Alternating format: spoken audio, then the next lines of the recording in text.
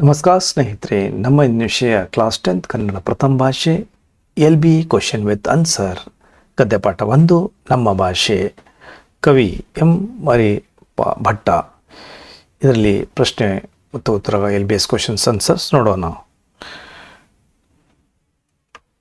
ಕಲಿಕಾ ಫಲ ಆಧಾರಿತ ಮೌಲ್ಯಾಂಕನ ಪ್ರಶ್ನೆ ಕೋಟಿ 2026-27 LB questions 26-27 learning outcomes base assessment LB questions Kannada ಪ್ರಥಮ ಭಾಷೆ ತರಗತಿ 15 ಗದ್ಯಪಾಠ 1 ನಮ್ಮ ಭಾಷೆ ಎಂ ಮರಿಯಪ್ಪ ಭಟ್ಟ. ಈ ಕೆಳಗಿನ ಪ್ರಶ್ನೆಗಳಿಗೆ ಅಥವಾ ಅಪೂರ್ಣ ಹೇಳಿಕೆಗಳಿಗೆ 4 ಆಯ್ಕೆಗಳನ್ನು ನೀಡಲಾಗಿದೆ. ಅವುಗಳಲ್ಲಿ ಸೂಕ್ತವಾದ ಉತ್ತರವನ್ನು ಆರಿಸಿ ಕ್ರಮಾಕ್ಷರಗಳೊಂದಿಗೆ ಬರೆಯಿರಿ. ಪ್ರಶ್ನೆ 1. ಕನ್ನಡ ವರ್ಣಮಾಲೆಯ ಪ್ರತಿ ವರ್ಗದ 2 ಮತ್ತು 4ನೇ ಅಕ್ಷರಗಳು. ಪ್ರಶ್ನೆ 1. ಕನ್ನಡ ವರ್ಣಮಾಲೆಯ ಪ್ರತಿ ವರ್ಗದ 2 ಮತ್ತು 4ನೇ ಅಕ್ಷರಗಳು. ಉತ್ತರ ಬಿ ಮಹಾಪ್ರಾಣಾಕ್ಷರಗಳು. ಉತ್ತರ ಬಿ ಮಹಾಪ್ರಾಣಾಕ್ಷರಗಳು. ಈ ಮುಂದಿನ ಪ್ರಶ್ನೆ ನೋಡೋಣ. ಪ್ರಶ್ನೆ 2. ಕನ್ನಡ ವರ್ಣಮಾಲೆಯಲ್ಲಿರುವ ಮಹಾಪ್ರಾಣಾಕ್ಷರಗಳ ಸಂಖ್ಯೆ. ಕನ್ನಡದ ವರ್ಣಮಾಲೆಯಲ್ಲಿರುವ ಮಹಾಪ್ರಾಣಾಕ್ಷರಗಳ ಸಂಖ್ಯೆ ಡಿ 10. ಮುಂದಿನ ಪ್ರಶ್ನೆ. ಪ್ರಶ್ನೆ 3. ವರ್ಗೀಯ ವ್ಯಂಜನದ ಪಂಚಾಕ್ಷರಗಳಿಗೆ. ಪ್ರಶ್ನೆ 3. ವರ್ಗೀಯ ವ್ಯಂಜನದ ಪಂಚಾಕ್ಷರಗಳು. ಎ ಅನುನಾಸಿಕ. ಉತ್ತರ ಎ ಅನುನಾಸಿಕ. ಮುಂದಿನ ಪ್ರಶ್ನೆ ನೋಡೋಣ. ಪ್ರಶ್ನೆ 4. ಕನ್ನಡ ವರ್ಣಮಾಲೆಯಲ್ಲಿರುವ ಅನುನಾಸಿಕ ಅಕ್ಷರಗಳ ಸಂಖ್ಯೆ. ಕನ್ನಡ ವರ್ಣಮಾಲೆಯಲ್ಲಿರುವ ಅನುನಾಸಿಕ ಅಕ್ಷರಗಳ ಸಂಖ್ಯೆ ಬಿ 5. ಉತ್ತರ ಬಿ 5. ಮುಂದಿನ ಪ್ರಶ್ನೆ. ಪ್ರಶ್ನೆ 5. ಕನ್ನಡ ವರ್ಣಮಾಲೆಯಲ್ಲಿರುವ ಟ ವರ್ಗದ ಅನುನಾಸಿಕ ಅಕ್ಷರವಿದು. ಉತ್ತರ ಬಿ ನ. ಮುಂದಿನ ಪ್ರಶ್ನೆ ನೋಡೋಣ. ಪ್ರಶ್ನೆ 6. ಸಜಾತಿಯ ಸಂಯುಕ್ತಾಕ್ಷರಕ್ಕೆ ಉದಾಹರಣೆಯಾದ ಪದವಿದು. ಸಜಾತಿಯ ಸಂಯುಕ್ತಾಕ್ಷರಕ್ಕೆ ಉದಾಹರಣೆಯಾದ ಪದವಿದು. ಉತ್ತರ ಬಿ ಎಚ್ಚರ. ಮುಂದಿನ ಪ್ರಶ್ನೆ. ಪ್ರಶ್ನೆ 7. ಕನ್ನಡ ವರ್ಣಮಾಲೆಯಲ್ಲಿರುವ ಮಹಾಪ್ರಾಣಾಕ್ಷರ ಸಂಖ್ಯೆ. ಕನ್ನಡ ವರ್ಣಮಾಲೆಯಲ್ಲಿರುವ ಮಹಾಪ್ರಾಣಾಕ್ಷರಗಳ ಸಂಖ್ಯೆ 10. ಡಿ 10. ಪ್ರಶ್ನೆ 8. ವಿಜಾತಿ ಸಂಯುಕ್ತಾಕ್ಷರಕ್ಕೆ ಉದಾಹರಣೆ ಇದು. ವಿಜಾತಿ ಸಂಯುಕ್ತಾಕ್ಷರಕ್ಕೆ ಉದಾಹರಣೆ ಇದು. ಉತ್ತರ ಬಿ ಉಷ್ಣ. ಪ್ರಶ್ನೆ 9. ಅನುಸ್ವಾರ ವಿಸರ್ಗಗಳನ್ನು ಹೀಗೆನ್ನುವರು. ಅನುಸ್ವಾರ ವಿಸರ್ಗಗಳನ್ನು ಹೀಗೆನ್ನುವರು. ಉತ್ತರ ಸಿ ಯೋಗವಾಹ. ಪ್ರಶ್ನೆ 10. ವರ್ಗೀಯ ವ್ಯಂಜನದಲ್ಲಿನ ಪ್ರಥಮ ಹಾಗೂ ತೃತೀಯ ಅಕ್ಷರಗಳು. ವರ್ಗೀಯ ವ್ಯಂಜನದಲ್ಲಿರುವ ಪ್ರಥಮ ಹಾಗೂ ತೃತೀಯ ಅಕ್ಷರಗಳು. ಉತ್ತರ ಎ ಅಲ್ಪ ಪ್ರಾಣಾಕ್ಷರಗಳು. ಕೆಳಗಿನಗಳಲ್ಲಿ ಮೊದಲೆರಡು ಪದಗಳಿರುವ ಸಂಬಂಧಂತೆ ಮೂರನೇ ಪದಕ್ಕೆ ಸರಿ ಹೊಂದುವ ಸಂಬಂಧದ ಪದವನ್ನು ಬರೆಯಿರಿ 1 ಅಂಕಕ್ಕೆ. ಪ್ರಶ್ನೆ 11. ಕ ಘ ಅಲ್ಪ ಪ್ರಾಣಾಕ್ಷರಗಳು. ಚ ಝ ಮಹಾಪ್ರಾಣಾಕ್ಷರಗಳು.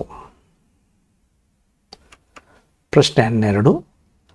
ವರ್ಗೀಯ ವ್ಯಂಜನಾಕ್ಷರಗಳು 25. ಅವರ್ಗೀಯ ವ್ಯಂಜನಾಕ್ಷರಗಳು 9. ಉತ್ತರ 9. ಪ್ರಶ್ನೆ 13.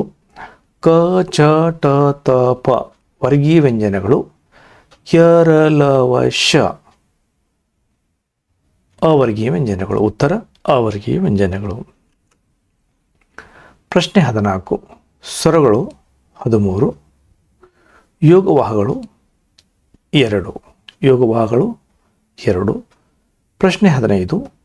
ದೀರ್ಘಸ್ವರ ದೀರ್ಘಸ್ವರಗಳು 7, ರಸಸ್ವರಗಳು 6.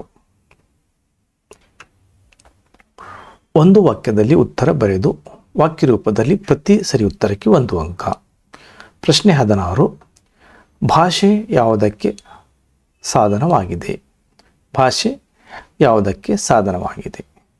ಉತ್ತರ: ನಮ್ಮ ಸುತ್ತಮುತ್ತಲಿನವರೊಡನೆ ವಿವರಿಸುವುದಕ್ಕೆ ಹಾಗೂ ವಿಚಾರ ವಿನಿಮಯ ಮಾಡುವುದಕ್ಕೆ ಭಾಷೆ ಒಂದು ಅಮೂಲ್ಯ ಸಾಧನವಾಗಿದೆ.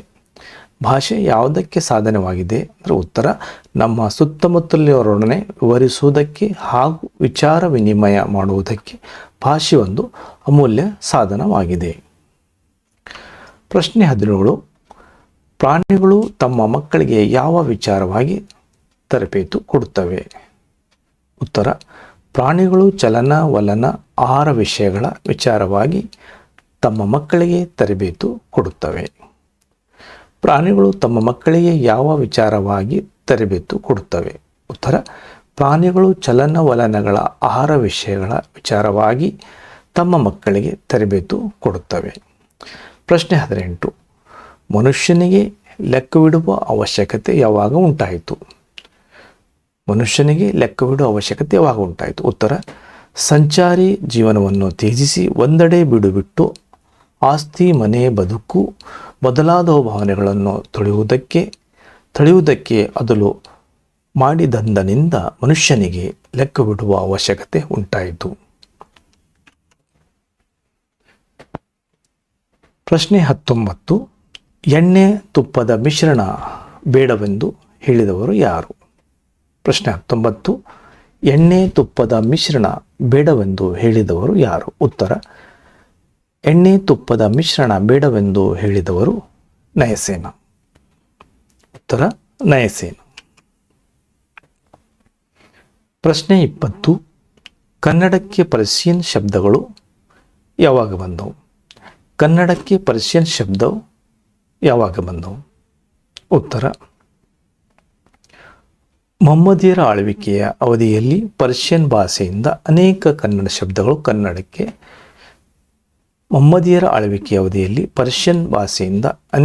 ಶಬ್ದಗಳು ಕನ್ನಡಕ್ಕೆ ಬಂದಿವೆ. ಪ್ರಶ್ನೆ 21.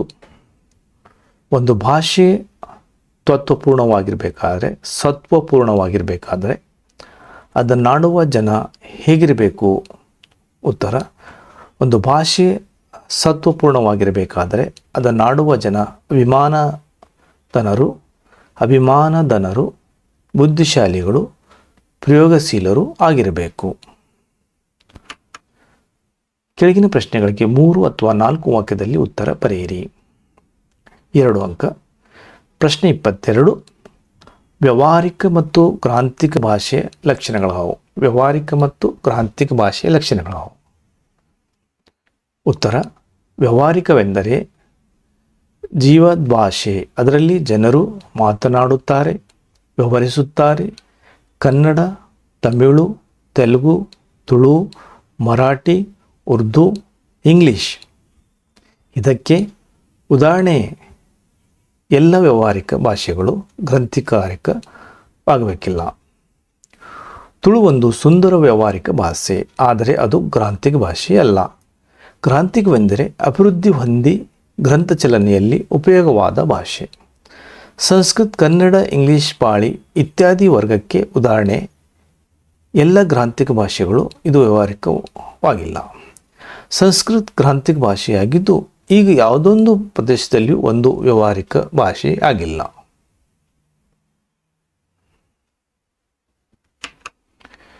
ಪ್ರಶ್ನೆ 23. ಲಿಪಿಯು ಜಾಡು ಆರಂಭಗೊಂಡ ಬಗೆ ಹೇಗೆ? ಉತ್ತರ: ಸಂಚಾರಿ ಜೀವನವನ್ನು ತ್ಯಜಿಸಿ ಒಂದೆಡೆ ಬಿಡುಬಿಟ್ಟು ಆಸ್ತಿ, ಮನೆ, ಬದುಕು ಮೊದಲಾದ ಭಾವನೆಗಳನ್ನು ತಡೆಯುವುದಕ್ಕೆ ಮೊದಲು ಮಾಡಿದ್ದನಿಂದ ಮನುಷ್ಯನಿಗೆ ಲೆಕ್ಕವಿಡುವ ಅವಶ್ಯಕತೆ ಉಂಟಾಯಿತು.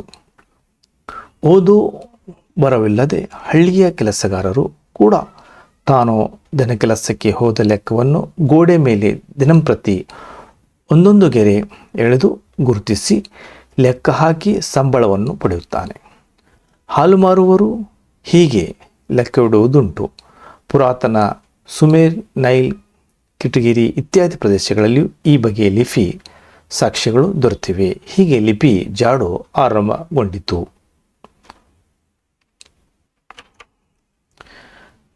ಪ್ರಶ್ನೆ 24. ಲಿಪಿ ಮೂಲಕ ಜ್ಞಾನ ಭಂಡಾರ ಯಾವ ರೀತಿ ಭದ್ರವಾಯಿತು? ಉತ್ತರ: ಮಾನವನಿಗೆ ಬಿಡುವು ಹೆಚ್ಚಿಸಿದಂತೆ ಜೀವನದ ಸೌಕರ್ಯಗಳನ್ನು ವಿಶಿಷ್ಟ ಮೇಧಾಶಕ್ತಿಯಿಂದ ಅಭಿವೃದ್ಧಿಗೊಳಿಸುತ್ತಾ ಹೋದ. ತನ್ನ ಆಗುಹೋಗುಗಳನ್ನು, ಸುಖ ದುಃಖಗಳನ್ನು ಕಾವ್ಯರೂಪಕ್ಕೆ ಇಳಿಸುವ ಮಾರ್ಗವನ್ನು ಕೊಂಡುಕೊಂಡು ಮೂಲ ಲಿಪಿಯನ್ನು ಮತ್ತಷ್ಟು ಪರಿಷ್ಕರಿಸುತ್ತಾ ಸುಂದರವಾದ ಸಾಹಿತ್ಯ ಕೃತಿಗಳನ್ನು ಬರೆದಿಡುವುದನ್ನು ಮಾನವ ಕಲಿತುಕೊಂಡ. ಹೀಗೆ ಸಾಹಿತ್ಯ ವಿವಿಧ ರೂಪದಲ್ಲಿ ಬೆಳೆದಿರಬೇಕು. ಲಿಪಿ ಮೂಲಕ ಪರಂಪರೆಯಿಂದ ಬಂದ ಎಷ್ಟೋ ವಿಷಯಗಳನ್ನು ಬರೆದಿಡಲು ಸಾಧ್ಯವಾಯಿತು. ಹೀಗೆ ಜ್ಞಾನ ಭಂಡಾರ ಭದ್ರವಾಯಿತು.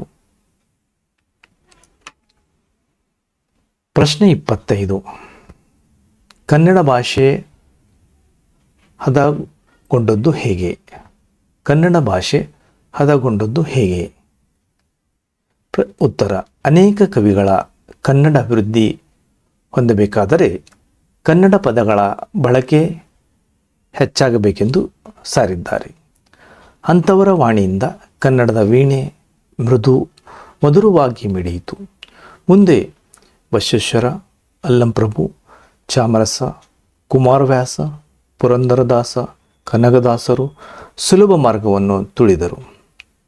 ತಮ್ಮ ತಮ್ಮ ಅನುಭವ ಸಾರವನ್ನು ಸುಲಭ, ಸುಂದರವೂ ಸಹಜವೂ ಆದ ಮಾತುಗಳಿಂದ ಹೃದಯ ಮುಟ್ಟುವಂತೆ ಅಭಿವ್ಯಕ್ತಪಡಿಸಿದರು. ಹೀಗೆ ಕನ್ನಡ ಭಾಷೆ ಹದಗೊಂಡಿತು. ಪ್ರಶ್ನೆ 26. ಆಂಗ್ಲ ಭಾಷೆ ವಿಶ್ವವ್ಯಾಪ್ತಿಯಾಗಲು ಕಾರಣವೇನು? ಆಂಗ್ಲ ಭಾಷೆ ವಿಶ್ವವ್ಯಾಪ್ತಿಯಾಗಲು ಕಾರಣವೇನು? ಉತ್ತರ: ದೇಶ ವಿದೇಶಗಳ ಭಾಷೆ ಹಾಗೂ ಸಾಹಿತ್ಯ ಸಂಸ್ಕೃತಿಯನ್ನು ಆಂಗ್ಲ ಪಂಡಿತರು ಮುಕ್ತ ಮನಸ್ಸಿನಿಂದ ಅಭ್ಯಸಿಸಿದರು. ತನ್ಮೂಲಕ ತಮ್ಮ ಭಾಷೆ ಮತ್ತು ಸಾಹಿತ್ಯವನ್ನು ಹಿಗ್ಗಿಸಿದರು, ಅರಳಿಸಿದರು. ಎಲ್ಲಕ್ಕೂ ಮೇಲಾಗಿ ಮಹಾ ಮೇಧಾವಿಗಳು ತಮ್ಮ ಆಸೆ, ಆಕಾಂಕ್ಷೆ, ವಿಚಾರ ಮುಂತಾದವನ್ನು ಆಂಗ್ಲ ಭಾಷೆಯಲ್ಲಿಯೇ ಹೇಳಬೇಕೆಂಬ ಉಜ್ವಲ ಅಭಿಮಾನ ಉಳ್ಳವರಾಗಿದ್ದರು. ಆಂಗ್ಲ ವಿಜ್ಞಾನಿಗಳು, ರಾಜಕಾರಣಿಗಳು, ಅರ್ಥಶಾಸ್ತ್ರಜ್ಞರು ಹೀಗೆ ಎಲ್ಲರೂ ತಮ್ಮ ಭಾಷೆಯನ್ನೇ ಬಳಸುತ್ತಿದ್ದರು. ಪರಿಣಾಮವಾಗಿ ಆಂಗ್ಲ ಭಾಷೆ ಬೆಳೆದು ವಿಶ್ವವ್ಯಾಪ್ತಿ ಆಯಿತು. ಈ ಕೆಳಗಿನ ಸಾಹಿತ್ಯ, ಜನ್ಮಸ್ಥಳ, ಕಾಲ, ಕೃತಿ, ಪ್ರಶಸ್ತಿ ಕುರಿತು ಬರೆಯಿರಿ. 3 ಅಂಕ. 27. ಎಂ ಮರಿಯಪ್ಪ ಭಟ್.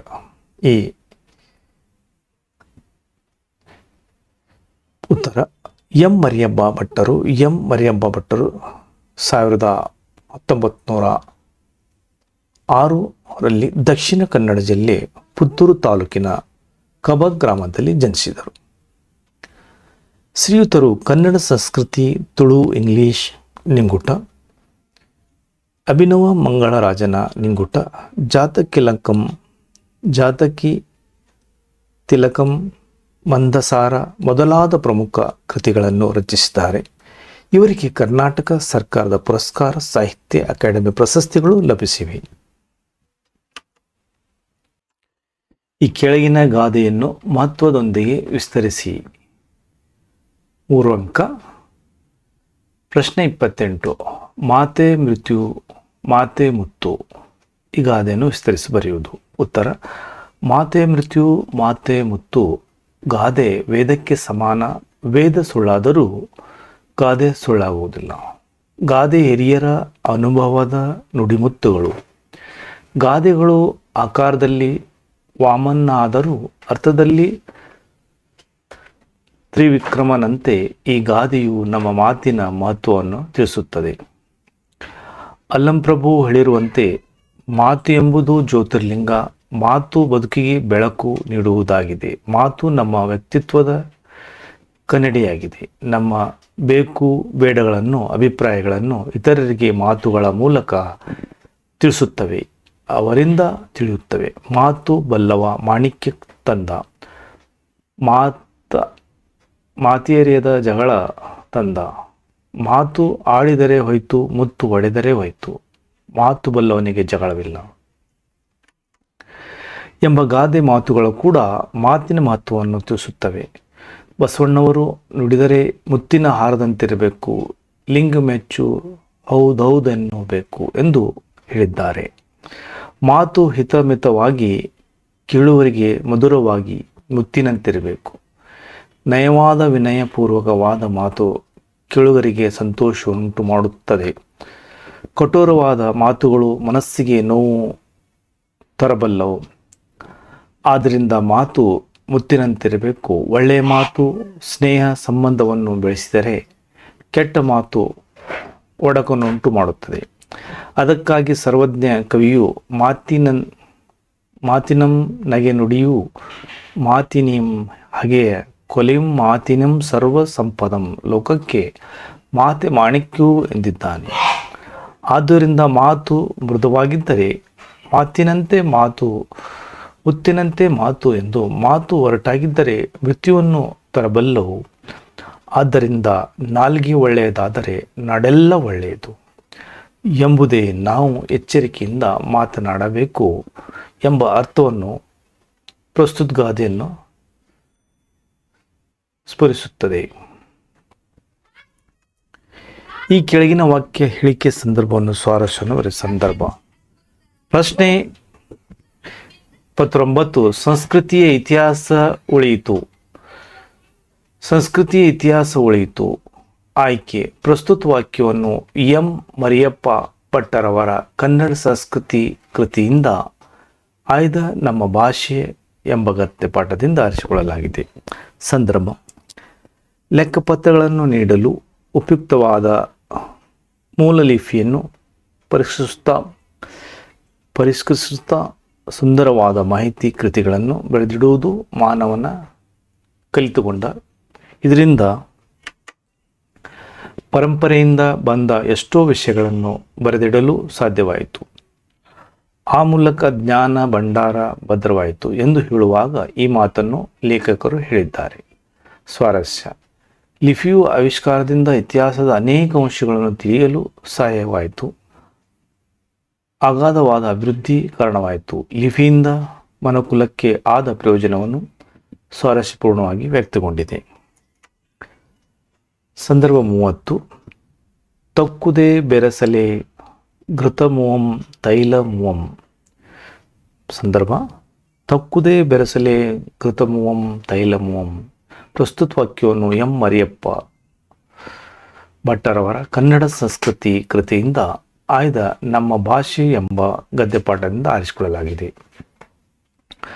ಸಂದರ್ಭ. ಕನ್ನಡಕ್ಕೆ ಬಹಳ ಪ್ರಾಚೀನ ಕಾಲದಿಂದಲೂ ಸಂಸ್ಕೃತ ಪೋಷಣೆ ದೊರೆಯುತ್ತಾ ಬಂದಿದೆ. ವೈದಿಕ ಹಾಗೂ ಜೈನ ಧಾರ್ಮಿಕ ತತ್ವಗಳನ್ನು ಕನ್ನಡದಲ್ಲಿ ವಿವರಿಸಬೇಕೆಂಬ ಅಭಿಲಾಷೆಯಿಂದ ಅನೇಕ ಪಂಡಿತರು ಉತ್ತಮ ವಾಕ್ಯಗಳನ್ನು ರಚಿಸಿದರು.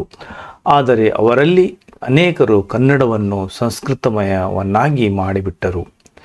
ಕನ್ನಡ ಮಾತ್ರ ತಿಳಿದವರಿಗೆ ಅವರ ರಚನೆ ಕಬ್ಬಿಣದ ಕಡಲೆ ಆಯಿತು. ಇಂಥ ಪರಿಸ್ಥಿತಿಯನ್ನು ಗಮನಿಸಿದ ನಯಸೇನ ಕನ್ನಡ ಮತ್ತು ಸಂಸ್ಕೃತದ ಮಿಶ್ರಣ ಮಾಡಬಾರದು, ಹಾಗೆ ಮಾಡಿದರೆ ಅದೇ ಎಣ್ಣೆ ತುಪ್ಪದ ಮಿಶ್ರಣ ಮಾಡಿದಂತಾಗುತ್ತದೆ ಎಂದು ಹೇಳುವ ಸಂದರ್ಭದಲ್ಲಿ ನಯಸೇನ ಕವಿ ಈ ಮೇಲಿನ ಮಾತನ್ನು ಹೇಳಿದ್ದಾನೆ.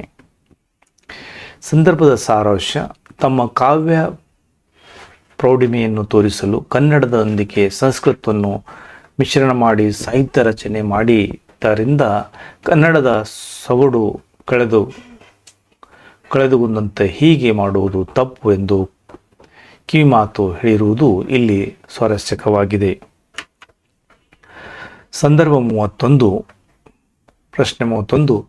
ಸಿಗುರು ತೆಗೆದ ಕಬ್ಬಿನಂತೆ ಉಷ್ಣ ಅಳಿದ ಹಾಲಿನಂತೆ. ಸಿಗುರು ತೆಗೆದ ಕಬ್ಬಿನಂತೆ ಉಷ್ಣ ಅಳಿದ ಹಾಲಿನಂತೆ. ಉತ್ತರ. ಸಿಗುರು ತೆಗೆದ ಕಬ್ಬಿನಂತೆ ಉಷ್ಣ ಅಳಿಯದ ಹಾಲಿನಂತೆ.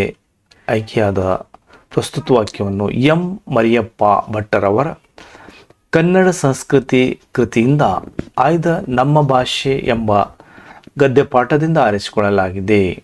ಸಂದರ್ಭ: ಕನ್ನಡ ಅಭಿವೃದ್ಧಿ ಹೊಂದಬೇಕಾದರೆ ಕನ್ನಡ ಪದಗಳ ಬಳಕೆ ಹೆಚ್ಚಾಗಬೇಕೆಂದು ಅನೇಕ ಕವಿಗಳು ಸಾರಿದರು. ವಚನಕಾರರು, ದಾಸರು, ಕವಿಶ್ರೇಷ್ಠರು ತಮ್ಮ ಅನುಭವಿ ಸಾರವನ್ನು ಸುಲಭ, ಸುಂದರವೂ ಸಹಜವೂ ಆದ ಮಾತುಗಳಿಂದ ಹೃದಯ ಮುಟ್ಟುವಂತೆ ಅಭಿವ್ಯಕ್ತಪಡಿಸಿದರು. ಇದರಿಂದ ಕನ್ನಡ ಭಾಷೆ ಹದಗೊಂಡಿತು. ಹಾಗೆ ಹದಗೊಂಡ ಕನ್ನಡ ಭಾಷೆ ಸುಲಭ ಮತ್ತು ರುಚಿಯುಳ್ಳದಾಗಿದೆ ಎಂದು ಕವಿ ಮಹಾಲಿಂಗರಂಗ ಉದ್ವೇಶಿಸುವಾಗ ಈ ಮಾತು ಬಂದಿದೆ. ಈಗ ಸಂದರ್ಭದ ಸಾರಾಂಶ: ಕನ್ನಡ ಭಾಷೆಯಷ್ಟು ಸರಳ, ಸುಲಭ, ಸುಂದರವಾದ ಭಾಷೆ ಮತ್ತೊಂದಿಲ್ಲ. ಈ ಭಾಷೆಯಲ್ಲಿಯ ಮೋಕ್ಷವನ್ನು ಕಂಡುಕೊಳ್ಳಬಹುದು ಎಂದು ತಾತ್ಪರ್ಯದಲ್ಲಿ ಕವಿ ಮಹಾಲಿಂಗರಂಗ ಹೇಳಿರುವ ಮಾತು ಇಲ್ಲಿ ಸ್ವಾರಸ್ಯಪೂರ್ಣವಾಗಿ ವ್ಯಕ್ತವಾಗಿದೆ. ಮುಂದಿನ ಸಂದರ್ಭ: ಪ್ರಶ್ನೆ 32. ಒಬ್ಬ ತಾಯಿಯ ಗಾನದ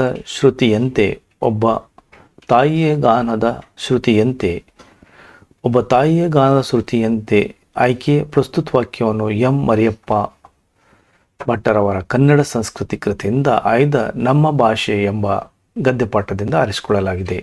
ಸಂದರ್ಭ: ಸ್ವಭಾಷೆಯನ್ನು ಪ್ರೀತಿಸಬೇಕು, ಗೌರವಿಸಬೇಕು, ಬೆಳೆಸಬೇಕು ಎಂದರೆ ಅನ್ಯ ಭಾಷೆಗಳನ್ನು ತಿರಸ್ಕರಿಸಬೇಕು ಎಂದು ಅರ್ಥವಲ್ಲ.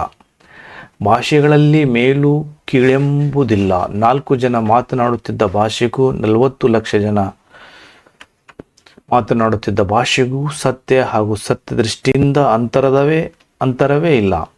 ಭಾರತೀಯರಾದ ನಾವು ನೆರೆಹೊರೆಯ ಭಾಷೆಗಳನ್ನು ದ್ವೇಷಿಸದೆ ನಮ್ಮ ಭಾಷೆಗಳನ್ನು ಗೌರವಿಸಿ, ಪ್ರೀತಿಸಿ, ಅಭಿವೃದ್ಧಿಗೊಳಿಸಿದರೆ ದೇಶದ ಸಂಸ್ಕೃತಿ ಮುಂದಿರುತ್ತದೆ ಎಂದು ಹೇಳುವಾಗ ಲೇಖಕರು ಈ ಮಾತನ್ನು ಹೇಳಿದ್ದಾರೆ. ಸ್ವಾರಸ್ಯವಾಗಿ ಸಂದರ್ಭದ ಸಾರಾಂಶ: ಭಾಷೆಗಳೆಲ್ಲ ಒಂದೇ ಸಮ. ಅವುಗಳಲ್ಲಿ ಭೇದ ಎಣಿಸದೆ, ದ್ವೇಷಿಸದೆ ಸ್ವಭಾಷೆಯನ್ನು ಪ್ರೀತಿಸಿ, ಬೆಳೆಸಿ, ಅಭಿವೃದ್ಧಿಪಡಿಸಬೇಕೆಂಬ ಕಳಕಳಿ ಲೇಖಕರು ಈ ಮಾತಿನಲ್ಲಿ ಸ್ವಾರಸ್ಯಪೂರ್ಣವಾಗಿ ವ್ಯಕ್ತವಾಗಿದೆ. ಪ್ರಶ್ನೆ 33. ಸಂದರ್ಭ: ಇದು ಎಲ್ಲ ಭಾಷೆಗಳಲ್ಲೂ ಕಾಣುವ ಸಹಜ ಶಕ್ತಿ. ಆಯ್ಕೆ ಪ್ರಸ್ತುತ ವಾಕ್ಯವನ್ನು ಎಂ ಮರಿಯಪ್ಪ ಭಟ್ಟರವರ ಕನ್ನಡ ಸಂಸ್ಕೃತಿ ಕೃತಿಯಿಂದ ಆಯ್ದ ನಮ್ಮ ಭಾಷೆ ಎಂಬ ಗದ್ಯಪಾಠದಿಂದ ಆರಿಸಿಕೊಳ್ಳಲಾಗಿದೆ. ಸಂದರ್ಭ: ಯಾವುದೇ ಭಾಷೆ ತನ್ನಲ್ಲಿರುವ ಸಾಮಗ್ರಿಗಳನ್ನೇ ಉಪಯೋಗಿಸಿಕೊಂಡು ಭಾಷಾಭಿವೃದ್ಧಿಯನ್ನು ಮಾಡುವ ಇನ್ನೊಂದು ವಿಧಾನ ನುಡಿಗಟ್ಟುಗಳಿಗೆ ಸೇರಿದೆ. 2 ಅಥವಾ ಹೆಚ್ಚು ಶಬ್ದಗಳು ಸೇರಿ ಒಂದು ನುಡಿಗಟ್ಟಾಗಿ ಅದಕ್ಕೊಂದು ನವೀನ ಅರ್ಥ ಬರುತ್ತದೆ. ಅದು ಎಲ್ಲ ಭಾಷೆಗಳಲ್ಲಿಯೂ ಕಾಣುವ ಸಹಜ ಶಕ್ತಿ. ಈ ವಿಚಿತ್ರ ಶಕ್ತಿ ಕನ್ನಡದಲ್ಲಿ ಅನೇಕ ಅಂದವಾದ ನುಡಿಗಟ್ಟುಗಳನ್ನು ಉಂಟು ಮಾಡಿರುತ್ತದೆ ಎಂದು ಹೇಳುವ ಸಂದರ್ಭದಲ್ಲಿ ಲೇಖಕರು ಈ ಮಾತನ್ನು ಬಳಸಿದ್ದಾರೆ. ಸಂದರ್ಭದ ಸಾರಾಂಶ: ನುಡಿಗಟ್ಟುಗಳು ಭಾಷೆಯ ಸೊಗಸನ್ನು ಹೆಚ್ಚಿಸುತ್ತದೆ. ಇದು ಕನ್ನಡ ಭಾಷೆಗೆ ಮಾತ್ರ ಸೀಮಿತವಲ್ಲ, ಎಲ್ಲ ಭಾಷೆಗಳಲ್ಲಿಯೂ ಇದೆ ಎಂಬುದನ್ನು ಇಲ್ಲಿ ಸ್ವಾರಸ್ಯವಾಗಿದೆ. ಈ ಕೆಳಗಿನ 8-10 ವಾಕ್ಯಗಳಲ್ಲಿ ಉತ್ತರ ಬರೆಯಿರಿ. 4 ಅಂಕ. ಪ್ರಶ್ನೆ 34. ಭಾಷೆ ಸ್ವತಃಪೂರ್ಣವಾಗಿ ವಿಕಾಸಗೊಳ್ಳುವುದು ಯಾವಾಗ ಎಂಬುದನ್ನು ನಿಮ್ಮ ಮಾತುಗಳಲ್ಲಿ ಬರೆಯಿರಿ. ಉತ್ತರ: ಒಂದು ಭಾಷೆ ಸ್ವತಃಪೂರ್ಣವಾಗಬೇಕಾದರೆ ಅದನ್ನಾಡುವ ಜನ ಅಭಿಮಾನದಾನದರು, ಬುದ್ಧಿಶಾಲಿಗಳು, ಪ್ರಯೋಗಶೀಲರು ಆಗಿರಬೇಕು. 4-5 ಶತಮಾನಗಳ ಹಿಂದೆ ಆಂಗ್ಲ ಭಾಷೆ ಯುರೋಪಿಯನ್ ಸಾಮಾನ್ಯ ಭಾಷೆಗಳಲ್ಲಿ ಒಂದಾಗಿತ್ತು. ಅಲ್ಲಿನ ಜನತೆ ಸಹಜ ಜೀವಿಯಾಯಿತು, ಬುದ್ಧಿಶಾಲಿಯಾಯಿತು. ಸೂರ್ಯನು ಎಂದು ಮುಳುಗನ್ನನ್ನೇ ಎನ್ನುವಂತಹ ವಿಸ್ತಾರವಾದ ಸಾಮ್ರಾಜ್ಯವನ್ನು ಸ್ಥಾಪಿಸಿತು. ದೇಶ ವಿದೇಶಗಳ ಭಾಷೆ ಹಾಗೂ ಸಾಹಿತ್ಯ ಸಂಸ್ಕೃತಿಯನ್ನು ಆಂಗ್ಲ ಪಂಡಿತರು ಮುಕ್ತ ಮನಸ್ಸಿನಿಂದ ಅಭ್ಯಸಿಸಿದರು. ತನ್ಮೂಲಕ ತಮ್ಮ ಭಾಷೆ ಮತ್ತು ಸಾಹಿತ್ಯವನ್ನು ಹಿಗ್ಗಿಸಿದರು, ಅರಳಿಸಿದರು. ಎಲ್ಲಕ್ಕೂ ಮೇಲಾಗಿ ಮಹಾಮೇಧಾವಿಗಳು ತಮ್ಮ ಆಸೆ, ಆಕಾಂಕ್ಷೆ, ವಿಚಾರ ಮುಂತಾದವನ್ನು ಆ ಭಾಷೆಗೆ ಮುಖಾಂತರವಾಗಿ ಹೇಳಬೇಕೆಂದು ಉಜ್ವಲ ಅಭಿಮಾನವುಳ್ಳವರಾಗಿದ್ದರು. ಆಂಗ್ಲ ವಿಜ್ಞಾನಿಗಳು, ರಾಜಕಾರಣಿಗಳು, ಅರ್ಥಶಾಸ್ತ್ರರು, ಅರ್ಥಶಾಸ್ತ್ರಜ್ಞರು ಹೀಗೆ ಎಲ್ಲರೂ ತಮ್ಮ ಭಾಷೆಗಳನ್ನೇ ಬಳಸಿದುದರ ಪರಿಣಾಮವಾಗಿ ಆ ಭಾಷೆ ಬೆಳೆದು ಇಂದು ಪ್ರಪಂಚದ ದೊಡ್ಡ ಭಾಷೆಗಳಲ್ಲಿ ಒಂದಾಗಿದೆ. ಆಂಗ್ಲ ಜನರ ಸಂಕಲ್ಪ ಕೃಷಿ ಕಾರಣದಿಂದ ಆಂಗ್ಲ ಭಾಷೆ ತತ್ವ ಸಂಪೂರ್ಣವಾಗಿ ವಿಕಾಸಗೊಂಡಿತ್ತು. ಆಂಗ್ಲ ಭಾಷೆಯ ಮಾದರಿಯನ್ನೇ ಎಲ್ಲ ಭಾಷೆಗಳ ಅನ್ವಯಿಸಿಕೊಂಡು ಸತ್ವಪೂರ್ಣವಾಗಿ ವಿಕಾಸಗೊಳ್ಳುವುದು. ಆದ್ದರಿಂದ ನೆರೆಹೊರೆಯ ಭಾಷೆಗಳನ್ನು ದ್ವೇಷಿಸದೆ ಸ್ವಭಾಷೆಯನ್ನು ಪ್ರೀತಿಸಿ ಗೌರವಿಸಿ ಬೆಳೆಸಬೇಕು. ಆಗ ಭಾಷೆ ಸತ್ವಪೂರ್ಣವಾಗಿ ವಿಕಾಸಗೊಳ್ಳುವುದು. ಪ್ರಶ್ನೆ 35. ಕನ್ನಡ ಭಾಷೆ ಸಮೃದ್ಧವಾಗಿ ರೂಪುಗೊಂಡು ಬಗೆ ಹೇಗೆ? ಉತ್ತರ: ಕನ್ನಡ ಭಾಷೆ ಹಾಗೂ ಸಾಹಿತ್ಯಕ್ಕೆ ಸುಮಾರು 2000 ವರ್ಷಗಳ ಇತಿಹಾಸವಿದೆ. ಇದು ಇತರ ಭಾಷೆ ಸಾಹಿತ್ಯ ಸಂಸ್ಕೃತಿಯಿಂದ ಪ್ರಭಾವಿತರಾದರೂ ದೇಶೀಯತೆಯನ್ನು ಬಿಟ್ಟಿಲ್ಲ. ಸ್ವತಂತ್ರವಾಗಿ ಬೆಳೆದು ಬಂದಿದೆ. ವೈದಿಕ ಹಾಗೂ ಜೈನ ಧಾರ್ಮಿಕ ತತ್ವಗಳನ್ನು ಕನ್ನಡದಲ್ಲಿ ವಿವರಿಸಬೇಕೆಂಬ ಅಭಿಲಾಷೆಯಿಂದ ಅನೇಕ ಪಂಡಿತರು ಉತ್ತಮ ಕಾವ್ಯಗಳನ್ನು ರಚಿಸಿದರು. ಅನೇಕ ಕವಿಗಳು ಕನ್ನಡದ ಅಭಿವೃದ್ಧಿ ಹೊಂದಬೇಕಾದರೆ ಕನ್ನಡ ಪದಗಳ ಬಳಕೆ ಹೆಚ್ಚಾಗಬೇಕೆಂದು ಸಾರಿದ್ದಾರೆ. ಅಂಥವರ ವಾಣಿಯಿಂದ ಕನ್ನಡದ ವೀಣೆ ಮೃದು ಮಧುರವಾಗಿ ಮಿಡಿಯಿತು. ಮುಂದೆ ಬಸವೇಶ್ವರರು, ಅಲ್ಲಂಪ್ರಭು ಶರಣರಾಯರು, ಚಾಮರಸ, ಕುಮಾರವ್ಯಾಸರಂಥ ಕವಿಗುಂಪವರು, ಪುರಂದರದಾಸರು, ಕನಕದಾಸರಂಥ ದಾಸ ಶ್ರೇಷ್ಠರು ಸುಲಭ ಮಾರ್ಗವನ್ನೇ ತುಳಿದರು. ತಮ್ಮ ಅನುಭವ ಸಾರವನ್ನು ಸುಲಭವೂ ಸುಂದರವೂ ಸಹಜವೂ ಆದ ಮಾತುಗಳಿಂದ ಹೃದಯ ಮುಟ್ಟುವಂತೆ ಅಭಿವ್ಯಕ್ತಪಡಿಸಿದರು. ಸಂಸ್ಕೃತ ಪ್ರಾಕೃತ ಭಾಷೆಗಳಿಂದ ಅನೇಕ ಶಬ್ದಗಳನ್ನು ಕನ್ನಡ ತನ್ನಲ್ಲಿಯೇ ಅಳವಡಿಸಿಕೊಂಡಿದೆ. ಮಹಮ್ಮದೀಯರ ಆಳ್ವಿಕೆಯ ಅವಧಿಯಲ್ಲಿ ಪರ್ಷಿಯನ್ ಭಾಷೆಯಿಂದ ಅನೇಕ ಶಬ್ದಗಳು ಕನ್ನಡಕ್ಕೆ ಬಂದಿವೆ. ಅಸಂಖ್ಯಾತ ಇಂಗ್ಲಿಷ್ ಶಬ್ದಗಳು ಕನ್ನಡದ ಉಡುಪನ್ನು ಧರಿಸಿ ಒಳಗೆ ಬಂದು ಬಿಟ್ಟಿವೆ. ಸ್ವಾಭಾವಿಕವಾದ ಗಡಿ ಜನರ ವ್ಯವಹಾರ ಸಂಪರ್ಕಗಳಿಂದ ನೆರೆ ಮಾತುಗಳಲ್ಲಿ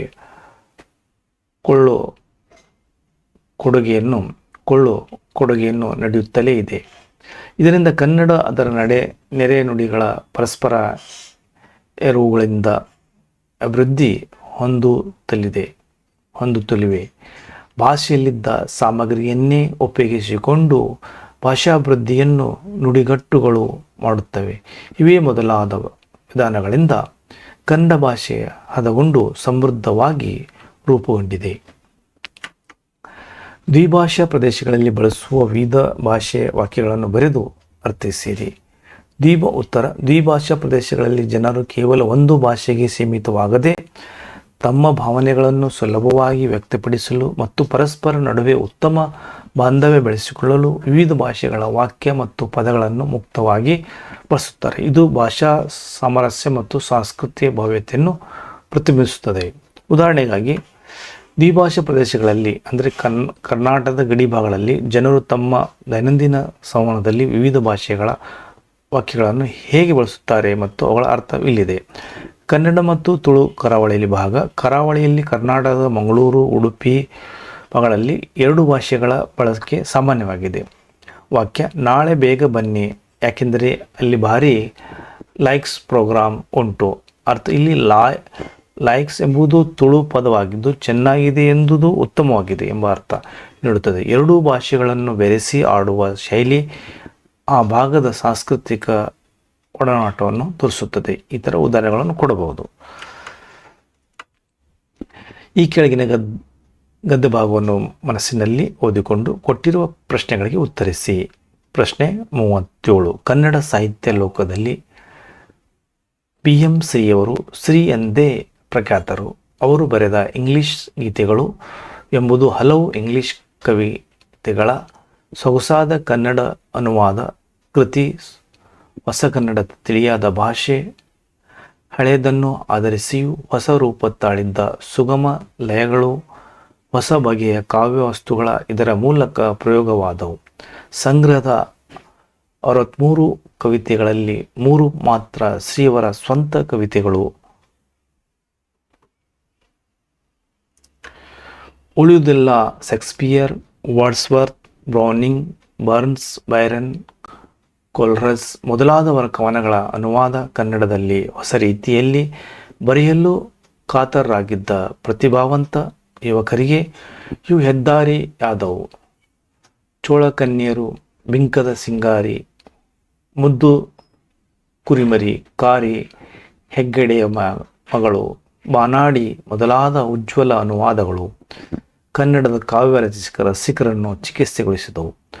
ಆಂಗ್ಲ ಸಾಹಿತ್ಯ ಸಂಸ್ಕೃತಿ ದೇಶೀಯ ಭಾಷೆಗಳಲ್ಲಿ ಬರುವಂತಾಗಬೇಕು ಎನ್ನುವುದು ಆಂಗ್ಲ ಭಾಷೆ ವಿದ್ಯಾಭ್ಯಾಸದ ಉದ್ದೇಶಗಳ ಒಂದಾಗಿತ್ತು. ಆ ಶಿಕ್ಷಣದ ಋಣ ತೀರಿಸಿ ಸಾರ್ಥಕತೆ ಹೊಂದಿದ ಪ್ರಮುಖರೆಂದರೆ ಶ್ರೀಯವರು ಎಂದು ಬೇಂದ್ರೆ ಕೃತಿಕಾರರನ್ನು ಮೆಚ್ಚಿ ಬರೆದರು.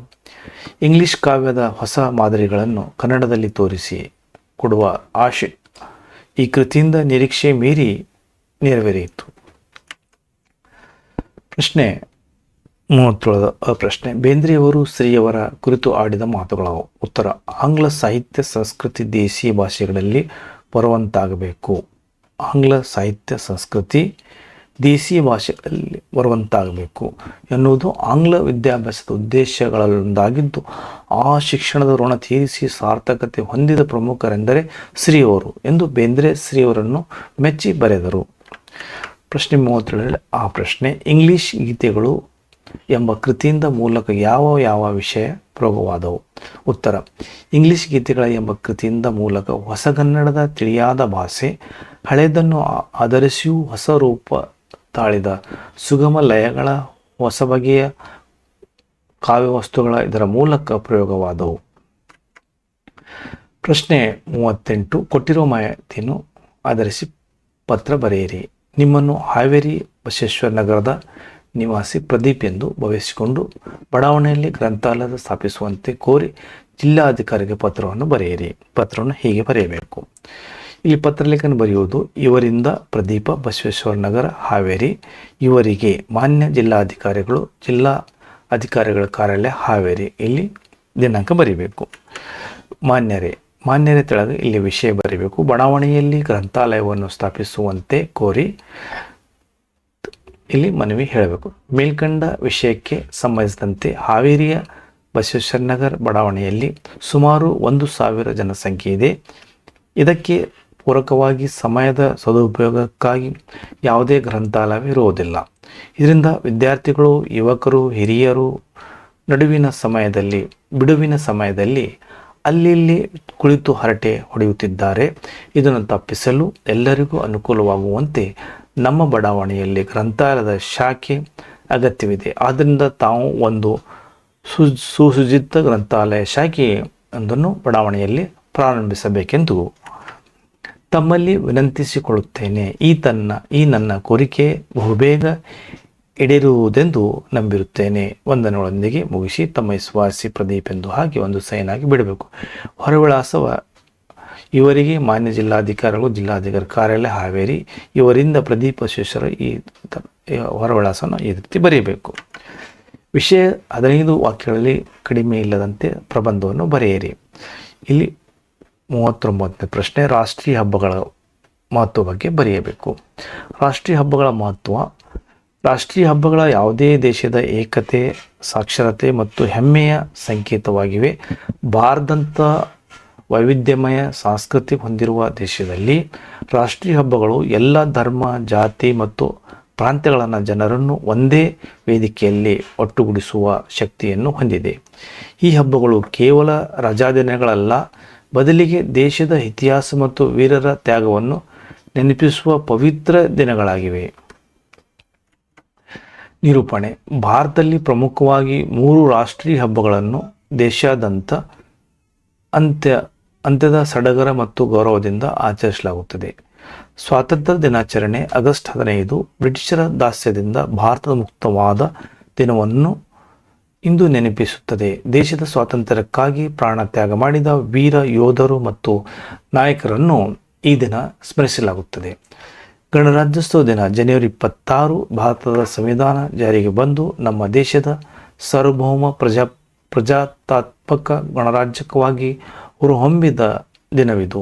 ದೆಹಲಿಯ ರಾಜಪಥದಲ್ಲಿ ನಡೆಯುವ ಪೆರೇಡ್ ಈ ದಿನದ ಪ್ರಮುಖ ಆಕರ್ಷಣೆಯಾಗಿದೆ.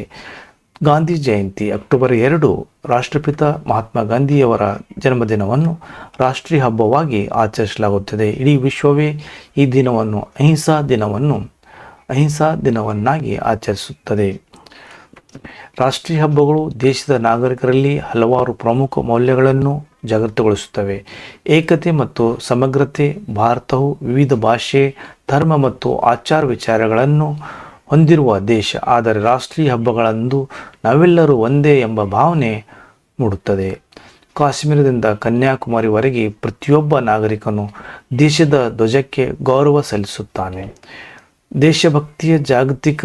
ಇಂದಿನ ಯುವ ಪೀಳಿಗೆಗೆ ದೇಶದ ಇತಿಹಾಸ ಮತ್ತು ನಮ್ಮ ಸರ್ವಜನರು ಪಟ್ಟ ಕಷ್ಟಗಳನ್ನು ತಿಳಿಯಲು ಈ ಹಬ್ಬಗಳ ಅತ್ಯಗತ್ಯ. ಶಾಲೆ ಮತ್ತು ಕಾಲೇಜುಗಳಲ್ಲಿ ನಡೆಯುವ ಸಾಂಸ್ಕೃತಿಕ ಕಾರ್ಯಕ್ರಮ ವಿದ್ಯಾರ್ಥಿಗಳಲ್ಲಿ ದೇಶಪ್ರೇಮವನ್ನು ಬಿತ್ತುತ್ತವೆ. ತ್ಯಾಗದ ಸ್ಮರಣೆ. ಇಂದು ನಾವು ಅನುಭವಿಸುತ್ತಿರುವ ಸ್ವಾತಂತ್ರ್ಯದ ಹಿಂದೆ ಲಕ್ಷಾಂತರ ದೇಶಭಕ್ತರ ಬಲಿದಾನವಿದೆ. ರಾಷ್ಟ್ರೀಯ ಹಬ್ಬಗಳು ಭಗತ್ ಸಿಂಗ್, ಮಹಾತ್ಮ ಗಾಂಧಿ, ಸುಭಾಷ್ ಚಂದ್ರ ಬೋಸ್ ಮುಂತಾದ ಮಹನೀಯರು ಆದರ್ಶಗಳನ್ನು ಮರುಕಳಿಸುವಂತೆ ಮಾಡುತ್ತವೆ. ಜವಾಬ್ದಾರಿಯ ಅರಿವು. ಗಣರಾಜ್ಯೋತ್ಸವದಂತಹ ದಿನಗಳು ಸಂವಿಧಾನ ನಮಗೆ ನೀಡಿರುವ ಹಕ್ಕುಗಳ ಜೊತೆಗೆ ನಾವು ದೇಶಕ್ಕೆ ಸಲ್ಲಿಸಬೇಕಾದ ಕರ್ತವ್ಯಗಳು ನೆನಪಿಸುತ್ತವೆ. ಇಂದು ಪ್ರತಿಯೊಬ್ಬರು ಜವಾಬ್ದಾರಿಯುತ ನಾಗರಿಕರನ್ನಾಗಿ ಮಾಡುತ್ತವೆ.